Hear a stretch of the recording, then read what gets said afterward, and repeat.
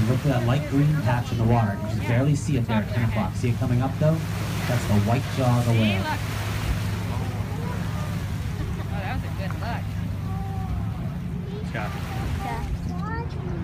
Again, I'm just amazed how cooperative this fin whale is being. I wish they were always this easy. Fin whales, as I say, they're one of the most impressive whale species you can see. One of the largest, also one of the most endangered.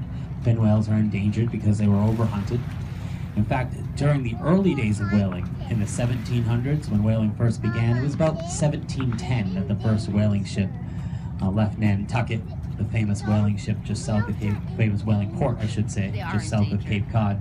It was about 1710 that whaling began. But whaling only lasted for about 50 years in this part of the world. It only took about 50 years for the whalers to completely deplete the populations of whales found here in the southern Gulf of Maine. After that point, there were still whaling ships leaving historic whaling ports like New Bedford and Nantucket, Newburyport to some extent as well. But those whaling ships were not finding enough whales to support themselves here.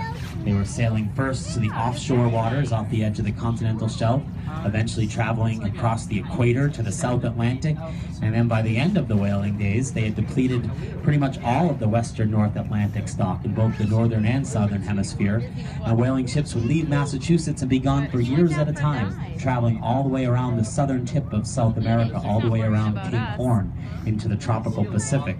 And in fact, if you've ever read Herman Melville's famous book, Moby Dick, that was based on a true life story.